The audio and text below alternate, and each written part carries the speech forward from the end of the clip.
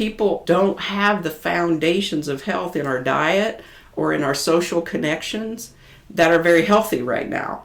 So when I started helping patients improve that, I got way better outcomes. Welcome to the Sharing Passion and Purpose podcast, a weekly podcast providing career and creative inspiration to help you build a purpose-filled life. If you're interested in tapping into your creative potential, pursuing a career with passion, and building on your biggest and best resource, yourself, please join me on this path. I'm your host, Nancy Moore, and I want you to know that I'm on this journey with you. So let's get started. Have you ever struggled with losing weight? If so, you're not alone. According to the World Health Organization, worldwide obesity has nearly tripled since 1975. I've known my next guest, Dr. Kathy Campbell, otherwise known as Dr. Kathy, for almost 20 years, and I'd like you to get to know her as well. She personally knows what it's like to struggle with weight, and over the past 25 plus years has been on a mission to assist people in maximizing health, wellness, and increased vitality. I got to know Dr. Kathy when our kids were in preschool, and we were even Girl Scout leaders many years together when they were in elementary. So I have known her and heard her heart for helping people and prevention for many years. As a pharmacist and entrepreneur, she owns Medicap Pharmacy in Owasso with her husband. She is on a mission to engage, embrace, educate, empathize, and empower people on their journey to better health. As you'll learn, she may be one of the only pharmacists who wants to help her patients not to need pharmaceutical medicine. She's about prevention, using food as medicine, and educating people on food choices and maximizing nutrition to help bodies run effectively and efficiently. So in this episode, you're going to get to know Dr. Kathy and her heart for helping people, and also learn a little about her new book that is coming out in late January. So with that, hope you enjoy getting to know Dr. Kathy. Okay, I don't think I've ever called you Dr. Kathy because you're a friend of mine in real life. So welcome, Dr. Kathy Campbell. Thank you, Nancy. It's my privilege to be here. I'm so excited to be in this part of your world. Yeah. We have had a long relationship as mamas to our lovely children together. Yes. And that is a great part of parenting you don't even factor in, is all the relationships you glean from that journey. So we were Girl Scout moms, and we did a good job bringing those babies up, I think. Yeah. So I think we've known each other close to 20 years. Yeah. Yeah. So now that I'm thinking about it, because I remember sitting on the brick wall and having a really cool conversation with you, and I thought, I love this lady. And so anyway, then we went on and in kindergarten teamed up for Girl Scouts. But anyway, so today we're here to talk about you and your background, and you have a book coming out, but I want people to learn a little bit about you before we get into the book. So if you'll share a little about yourself. So I'm Kathy Campbell. Dr. Kathy is the brand. I'm a lifelong Tulsan.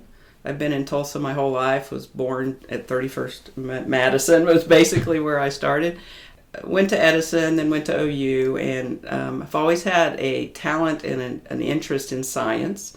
So I went to OU, was in the OU band, and went and studied pharmacy. So I got 2 degrees. One was bachelor's of zoology and then a doctor of pharmacy. Graduated in 92. Became a pharmacist. And I always loved working with the public. So I always liked one-on-one connection with people in service. And so pharmacy, as specifically retail pharmacy, community pharmacy, was always like a niche. I mean, I just kind of found myself being able to marry science with service. And so in 92, I came back to the Tulsa area and actually started my practice in Owasso. So I started at the Homeland Pharmacy in Owasso as a manager. And have been practicing pharmacy in the community setting since 1992 in Owasso. So I'm now serving my 4th generation of people in Owasso. And it's a profound privilege. So in 2000, my husband and I started our own pharmacy in Owasso, and I have the Medicap Owasso Wellness Pharmacy and Compounding, that's 76th in Maine. And so that is where I get to help people be well.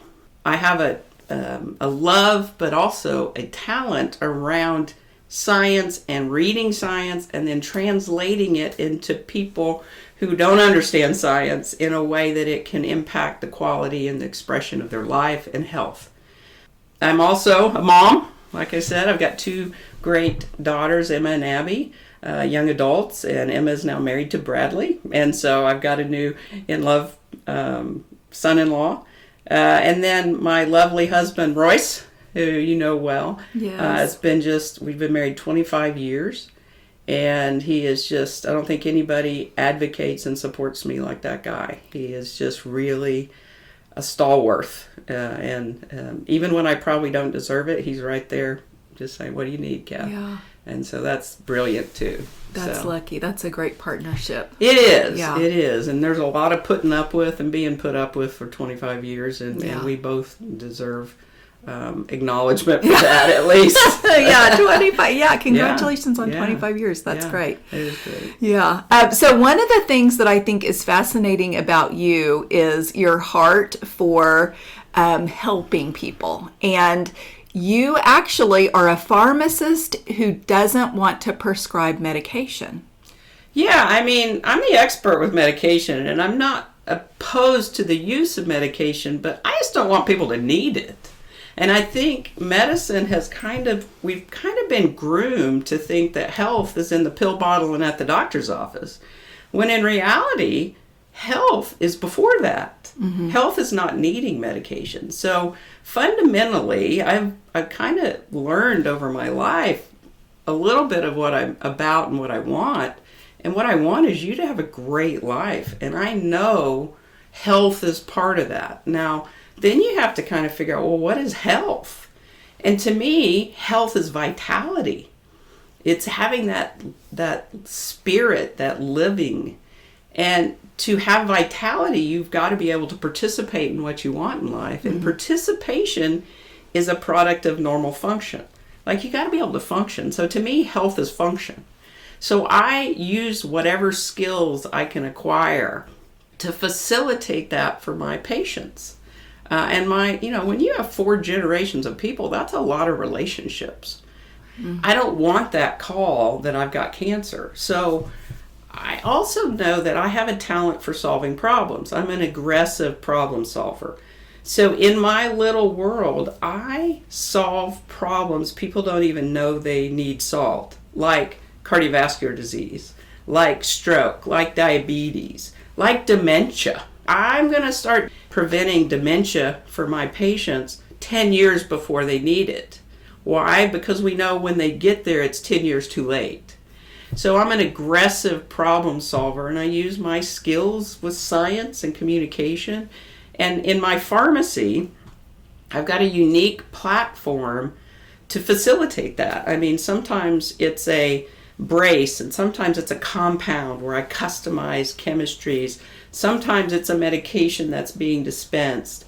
But sometimes it's high-end nutraceuticals. I mean, I have a line of supplements. Why? Because I know they work, right?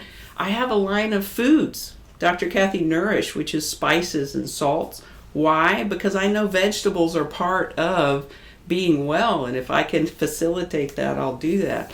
So I use all these different things, but what I'm very clear about is 95% of the time, the thing that will make the difference is a pointed conversation, a personalized understanding of the individual, the situation, and us having a conversation about that. That makes a huge difference in patients' understanding of what is going on and what may make it better. Yeah, conversation is really important. And I'm lucky enough or crazy enough to be in a part of healthcare that hasn't quite gone away yet. and that's the independent pharmacy. So I work for the patient. There's a direct relationship with the patient. And most of healthcare are employees now. Mm-hmm. And when there's an employer between the practitioner and the patient, there are invisible barriers to that personalized service. Now, I don't know that the employer would say that or agree with me, but my experience is patients aren't having that intimate therapeutic relation like they used to. And I think that's part of why we have some real problems in our healthcare system right now. Mm-hmm. Does that make sense? Yes. Oh, we could talk a be lot about that. podcast. Yeah. In fact, we'll put a note in that because just the way doctors can't spend much time, they've got to see so many patients, and then the pharmacy or the drug companies coming in and catering to the doctors and having them, they get incentives for doing prescriptions. Yeah, when doctors are paid on production, we got a problem. And the other thing that always was just curious to me is you go in and your body is this massive system, mm-hmm. but you can only talk about one problem. Mm-hmm. But it's like, what if this other problem is going to inform what's going on with this problem? So it just is kind of crazy. The body just doesn't work. The human doesn't work mm-hmm. that way. Mm-hmm. You have to look at the entire picture, and you've got to listen to the patient's experience of their own body. And that takes a little time, and that takes getting to know somebody. Mm-hmm. And, I'm not against medications, but I'm completely against people needing that. And if that's your point of view, you're going to go upstream of the diagnosis, right? But currently our medical system and our payment system, our insurance system, you can't even access your insurance money without a diagnosis of something being wrong. And that's a problem if you're trying to not be sick, because mm-hmm. then you're going to have to fund that. Mm-hmm. Or you're going to have to fund it with either money or energy to learn and to seek out. And so I just think people deserve the ability to not just wait until they're catastrophically sick and mm-hmm. need a diagnosis. Let's see if we can actually just go upstream of that. And I definitely want that for my grandbabies that aren't even conceived of yet. Mm-hmm. I want a world that helps them be well. Mm-hmm. Not just is seen as a transaction mm-hmm. in a money machine. Mm-hmm. I don't know. We can mm-hmm. go. We could spend a lot of time on that. Yeah. So one thing before we get into your book that you help people in the Tulsa, Owasso, mm-hmm. the greater Tulsa area, is looking at their prescriptions and maybe seeing maybe how they can streamline or minimize what they're doing with their healthcare. Am I saying that correctly? Yeah, kind of. So as a pharmacist, we are trained clinically to create, select, optimize any therapy that goes into a patient, right? So a lot of people don't recognize that because they think we just dispense.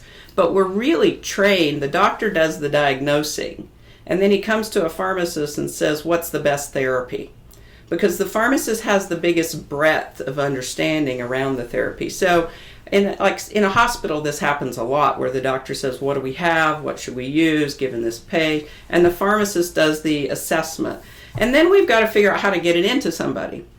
We might compound a tablet or a capsule or a suppository, an IV, or an injection. That's the pharmacist again.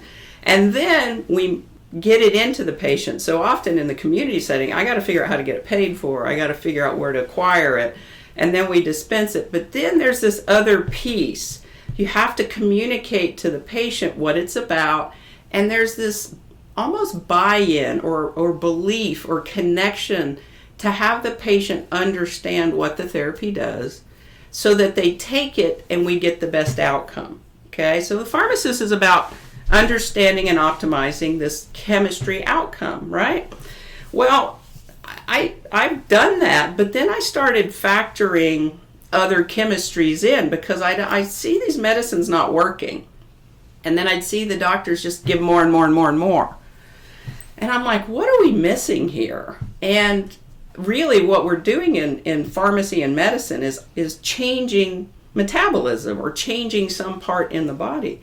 But what I recognized is we didn't have good foundational metabolism to begin with, right? And medications, people don't really recognize this. Medications are only approved by the FDA, many of them, to work as an adjunct to diet and exercise.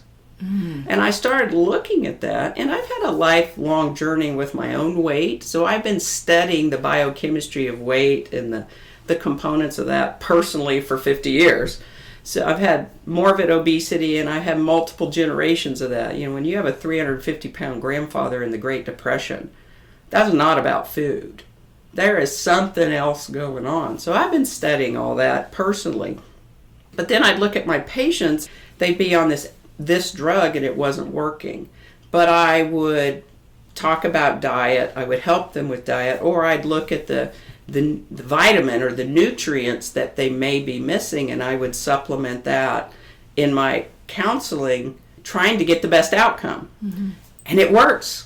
I mean, people would have better function, their brain would work better, they'd have more energy when we address these underlying things that the drugs couldn't address, right? So I just started factoring all this other chemistry as the chemistry expert into the bigger picture.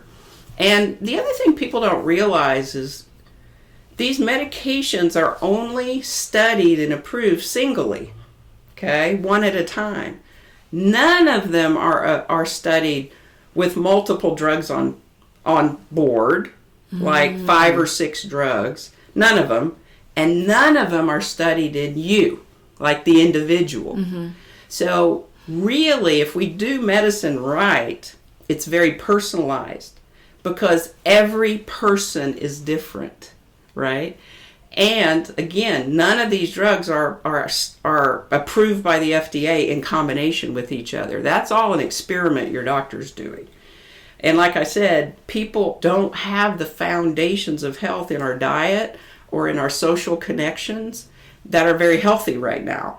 So when I started helping patients improve that, I got way better outcomes. The medications worked so well, we had to start taking people off of them. And so that is what I do as a pharmacist. And to be honest, I may be a little further along than some of my pharmacist peers, but all pharmacists are chemistry experts. They come out that way. But our current medical system has really separated the patient from the pharmacist. Nobody has a chemistry expert in their health team, and they really should. So I'm fortunate enough in my independent practice to provide that kind of service to the marketplace, and it creates a lot of value for the people that engage. Does that make sense? Yeah, I'm glad that you shared that. Yeah. Okay, so let's get to your book. So I want you to tell us what is the name of the book, and then we're going to get into if you can share some insight into what your book is about. So in 2018, I believe, I did a TED Talk that was a TEDx Tulsa talk. And I'm going to link that too. That was a good one. I'll link that in my website. And, you know, that was the most stressful experience I think I've ever had in my life, because it's like, what are you going to tell the world forever in 12 minutes, right? And so that was an interesting exercise, figuring out what I wanted to say and figuring out, you know, what do I have to say? So I encourage everybody to really think about that, because it is such a great introspection. So what I said was about my journey with weight, and it was called Obesity, the Modern Famine. And basically, my point of view is that we're all starved cellularly. Our bodies are really struggling to function, and one of the manifestations of that survival in our current setting, in our current environment, is of that starvation, and that's the body holding on to weight. Now, that is totally counter to what the world tells us. The world tells us we're all eating too much, and I think we're not eating enough of what we need. And it's not just about the food. We also aren't connecting enough.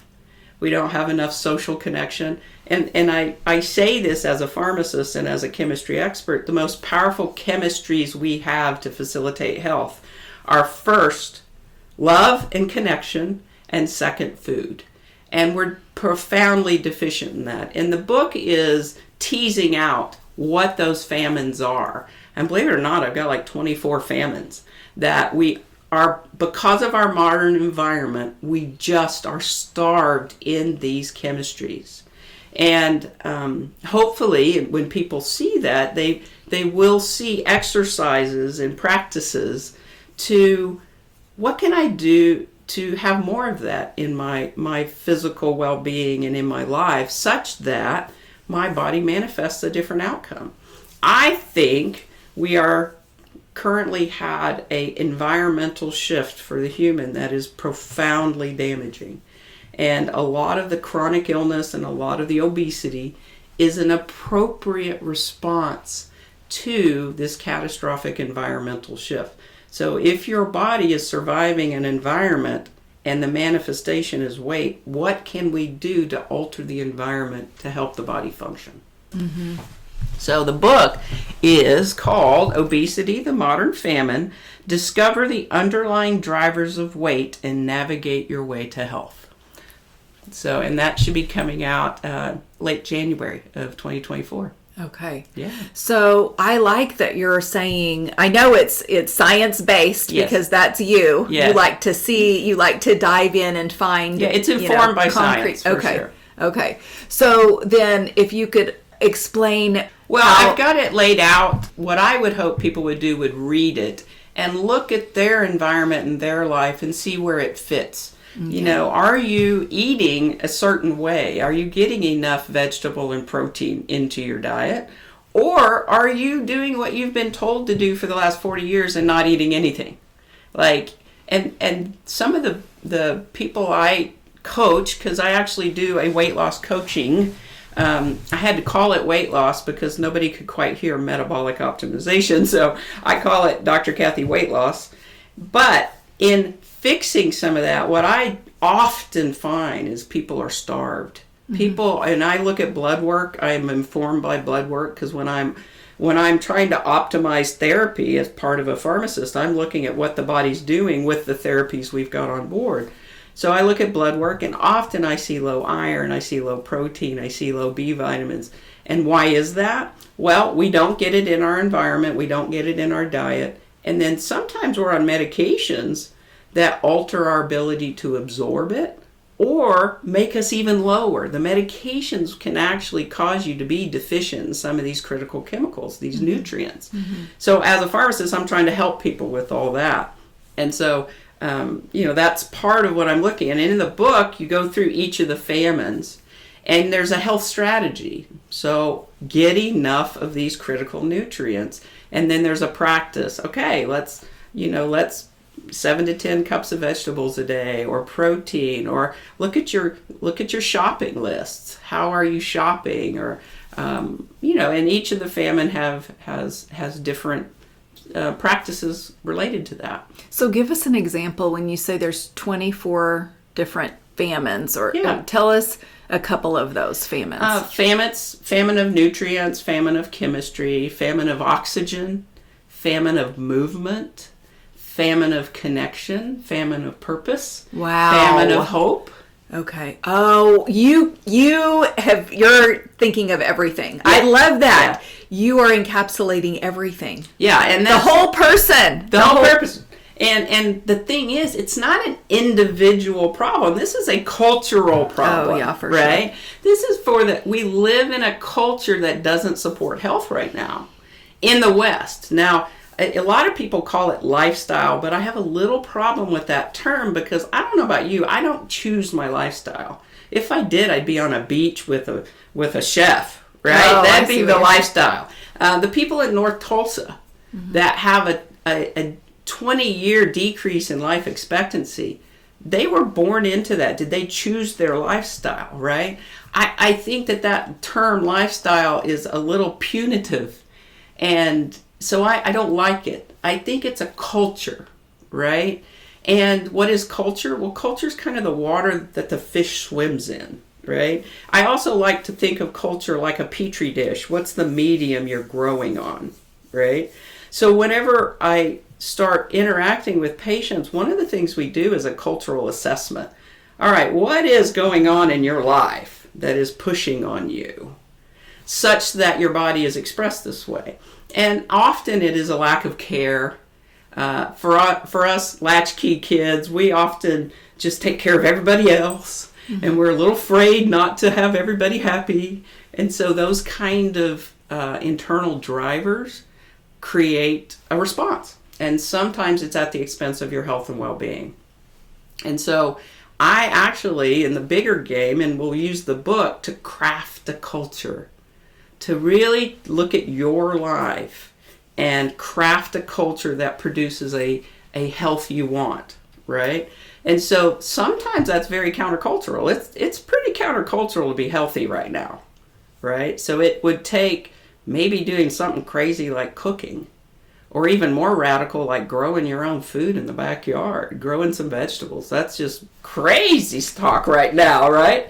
But I agree. I mean, when I talk to people about that kind of thing, it's just like, so it's so out of the box. It's out of the norm. Yeah. The drive-thrus are the norm. Yeah, they are. And that's that's exactly what you're saying we've got to get away from. And you've got to do some radical things in order to radically change your health, though, to have those benefits. One of the things that pivoted me on my 30-year career, 35-year career, was I heard a doctor about 20 years ago. He was talking a little bit about this, and he said, when did nutrition become alternative medicine? Oh, gosh, that's good. And the thing is, again, we've been groomed to think, and it's not just the consumer, the healthcare system has been groomed strategically, and I use that word very strategically, to think health is in the pill bottle. And it really probably exploded in the 40s when they started detailing doctors about medications, right?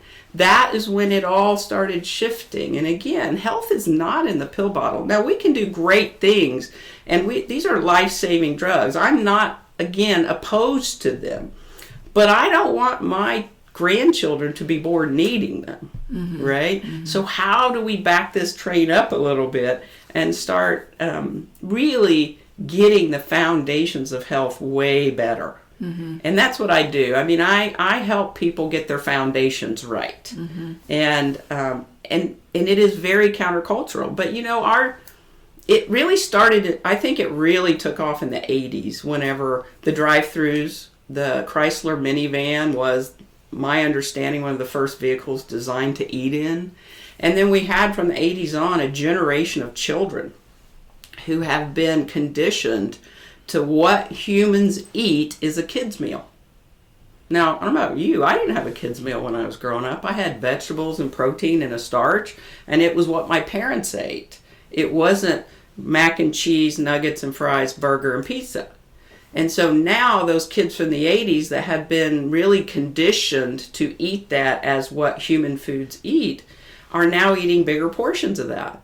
And that is, I love a nugget and fry as good as anybody. That's just not the biochemistry our bodies need to function optimally. And I think the weight is a function of not having what you need, enough of what you need. And when that's the case, the body is in an appropriate survival mechanism.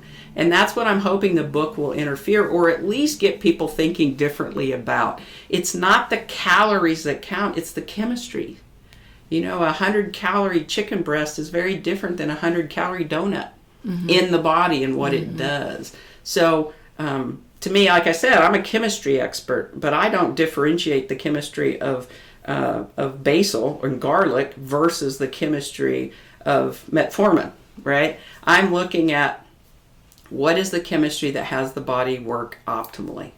And so I hope, my prayer is that this book makes that difference for people. So we'll see. I'm so excited for the book. I know. I had to have you on to start talking about it so people can be watching and be waiting for the book to come out. You're a writer, and so the whole process of writing this book is probably, I tell people, it's one of the most self-flagellating things I've ever done, because you're like, is it good enough? Is it going to make a difference? But at some point, I just said, let's do it, and let's just get it out there, and let's see if it can help people. Yeah, I love that. Okay, so what would be one thing that you would maybe suggest for people going into the holiday season? Because we're coming up on Thanksgiving and Christmas, and so That's a great question. And we have to make it easy to be well. We have to get these chemistries, these food chemistries, which is plant and protein. When I say plant, I mean vegetables. Those are the things that just don't show up. I always say, people bring me donuts, they don't bring me broccoli. We don't gift broccoli. So in our culture, we have sweet as being love. And so what I tell people is, let's make it as easy as possible for those things to show up. And I always encourage my patients, eat well when it's easy. So if you have something going on at night, then you want to have an on-point breakfast. You want to make sure you've got eggs, you've got your vegetables, and then you want to have as much good stuff at lunch as you can. And then you go to that dinner knowing that you've already fortified yourself pretty well. You've checked a lot of the boxes of what you've needed. You're not going hungry. And then you're going to go and you're going to enjoy. But you're going to find yourself maybe not having 3 pieces of pie. Maybe splitting a piece with somebody or something like that. So you have to look at the bigger game. It's not about what you do once. It's about what you do every day. That really builds that foundation. And so I always tell people, eat well when it's easy, right?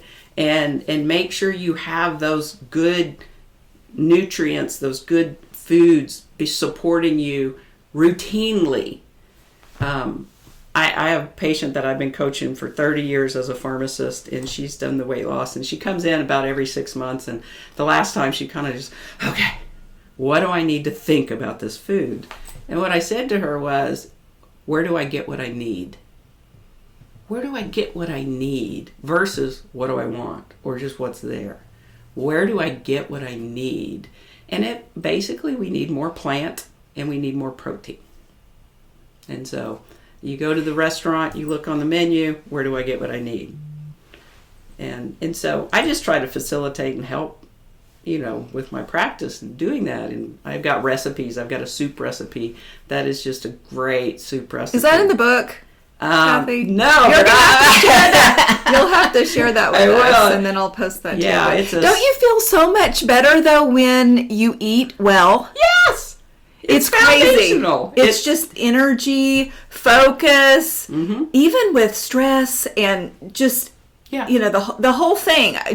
You feel like you can take on the world. It's foundational. That's what I say. I mean, we're trying to help people with medications without having this base of biochemistry to select from. And everybody thinks a vitamin can fix it. No, they can't. The most common vitamin we have, which I have problems with, but it has 24 chemicals in it, right? They've currently found over 26,000 unique chemicals in whole foods and plants. I mean, so which one of the 24 is going to compensate for the 26,000? The cornucopia of this like smorgasbord that the body gets to use. But because we're not eating those, our body is completely deficient in all these things that it really needs to function. And we're seeing it in our chronic disease. We're seeing it in the challenges with fertility right now. It's really frightening. And I just don't want that for my friends, family, and my world. So how do we get yes, you're right, we feel better. That should be a clue. And as a pharmacist, it's just biochemistry to me. I want to get it in. And I literally see that soup the same way I see an IV. How do I get this in there? And you hear people say food is medicine. Well, that's really what I'm thinking. And I'll have a frail senior citizen. And trust me, when we get to about 65, all we want to do is eat crackers. And that's a downward slide in muscle mass and function. And so I will prescribe the soup, and I'd like a mug an hour. I want you to just get this stuff into you. And by the end of the weekend of eating that, they're like, I just feel so much better. Well, yeah, because we got some chemistry. Nutrients. Yeah, we got some stuff in you. Yeah. So I just love everything that you're saying. Can't wait for the book. But one thing that really stood out to me when we were talking before I started recording is you want people to have a great life. Yeah. And you want to help those, who need help having a great life. So I do think that this is going to be a great book for people to check out, for them to maximize their potential, their health. So, yeah, and I don't even get to say what that great life is, right? And actually, there is a point in the book, I have people identify. I look at this health journey, and actually somewhat life journey, as like you're sailing a sailboat, okay? Where are we going? And life is the wind of that sailboat, and it's not about not having stress or not having chaos, but it is a lot about knowing where you're going, where you want that destination, and then learning to adjust those sails. Because life has a funny way of blowing you off track, like a pandemic or like a birth or like a wreck. Those are the kind of things that cause that journey to be shunted. And it really helps to know where you're headed, and for me, I want a vital life as long as I can. And I have my youngest daughter, Abby. I kind of created this, and I said this in the TED Talk. We have a great relationship. She loves me dearly, but she is so embarrassed when I dance. She thinks I can't dance. And so my destination is to embarrass her at her daughter's wedding by twerking in the middle of the dance floor. So I'm going to be at least 90, okay? And so I'm going to have muscle, balance. More importantly, I need a brain that knows I'm embarrassing her.